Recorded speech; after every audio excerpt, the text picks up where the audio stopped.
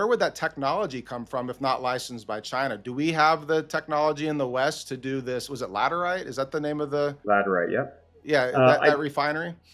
That I believe we do. So refinery and downstream processing is where we are the most vulnerable. Yes, you can find the ore for a lot of different things, a lot of different critical minerals out there, but can you refine it? We did a very good job. I would say the United States did a very good job. Canada is still a little bit behind on this point, but on gas and nat gas and diesel, there's a lot of refineries in the country. So now you've got sole control over the main source of your energy. That's very, very important. But refining and manufacturing, we're very far behind in our knowledge, where our focus has been a lot more, if we stick with the United States, a lot more on the technology for fintech and technology in pharmaceuticals and all these other things where that's where the money's flowing. Because if the money is flowing somewhere, you'll get people studying that spot and become smarter. It hasn't been flowing in the refining and manufacturing for decades. We've been outsourcing that for so long. It's almost like we forgot how to build it at home. So do we have that knowledge? I believe we do. I've already spoken with 3 different companies that claim they can crack the code of the laterite and they can do something where it would not be an HPAL processor. It would not be the RKF smelter. But that takes money. That takes time. That takes resources in order to go out there and say, okay, I need the money to go out there and to test this facility and make sure it actually works. That's very difficult when the money, the institutions, your brokers, the banks, their minds aren't quite there for wanting to fund that. They'd rather give $100 million to a random tech company than $1 million to a potential processing technology. That is fundamentally an issue of ourselves and where our priorities are. That's why in recent years, I believe that is finally shifting. I believe we are putting our money where our mouth is, but more specifically, the average North American is thinking of critical minerals, like I would argue, like never before. You spoke about rare earths recently.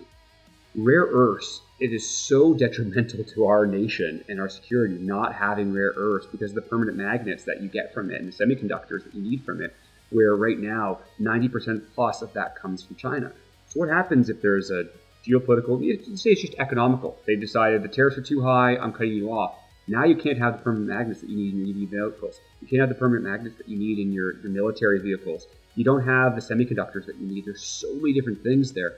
This is just an example of how we need to start actually putting focus towards that. So back last year in 2024, the DoD awarded $94 million for a permanent magnet facility in the United States. I saw that as a sign of, okay, maybe we're starting to actually put our money where our mouth is. The problem there is actually the reverse, though. Where is the ore of that? Where's the raw material? Well, a lot of that is in China, but it's also in Brazil in their ionic clays. So again, I'm going a little bit over here, but what I want to try to get our listeners and our watchers to understand is we need to think down these paths. If we're going to build processing the refinery, where do you get the raw material? If we're going to have the raw material, where are we going to refine? Both those things are so important, and for so long, we've outsourced it. We need to bring that home. The trouble is, when we are building, let's say, I looked into this a little while ago, a smelter in Indonesia can go from concept to being in production, so your feasibility study is about 6 months. And then to actually build it is about 9 to 12 months. So in a year and a half, you can go from, I want to build a smelter to my smelter is built. Try doing that in North America.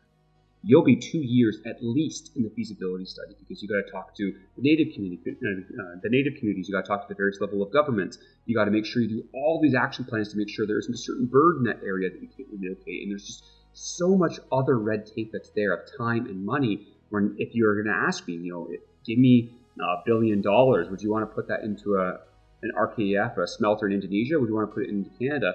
Strictly from an economic standpoint, from an economical standpoint of what makes more sense for your dollar, 10 out of 10 times I'm saying Indonesia.